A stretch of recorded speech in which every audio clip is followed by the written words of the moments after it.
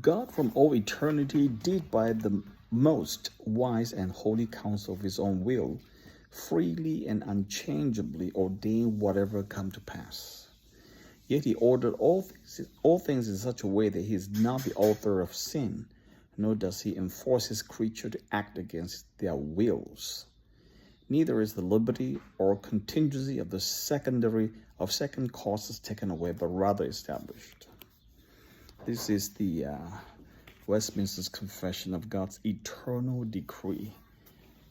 It is a very, very important doctrine, and profound significance, and with profound difficulty to understand as well.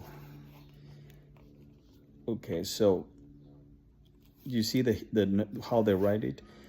God from all eternity, by the most wise and holy counsel of his own will, freely and unchangeably ordain whatever comes to pass. So whatever comes to pass today has been ordained before they come to pass.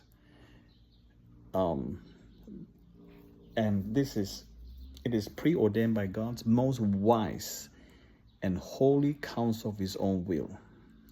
Now the second thing he the assembly of the divine wrote is that yet he ordered all things in such a way that he is not the author of sin.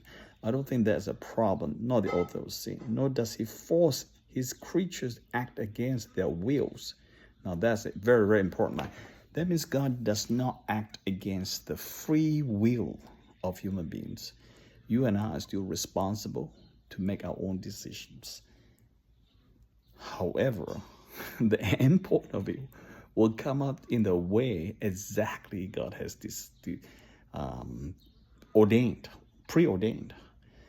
But we still have the free will to decide, to choose. Neither is a liberty or contingency, the second courses taken away. So the secondary courses is really, really important, and we're looking at that. So this chapter speaks of God's eternal counsel or plan. I'm reading this from Chad Van Dixhoon's Confessing the Faith. You can see from here. Okay, this is a tremendously important doctrinal book on Westminster's.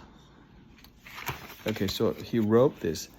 Our God has ordained or ordered whatever comes to pass. All that happens in time and eternity is according to the will of the one who made both.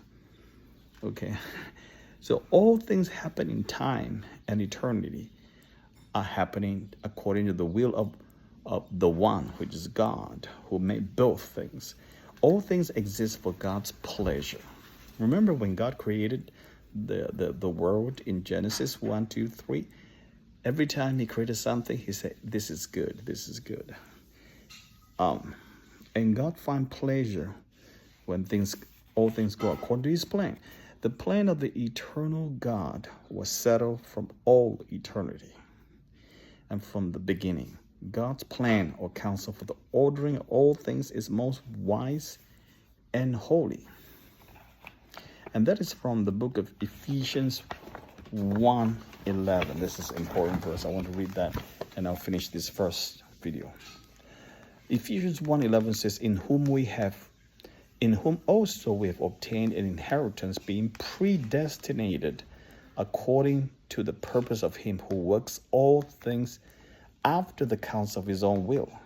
So we have obtained inheritance in Christ, being predestined, being preordained according to God's purpose, who works all things after the counsel of his own will.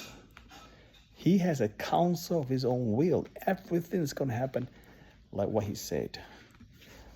And then Romans 11 verse 33, all the depth of the riches, both of the wisdom and knowledge of God, how unsearchable are his judgments and his ways past finding out. It's incredible. Okay. So this video one is incredible. I'm doing a series of God's eternal decree.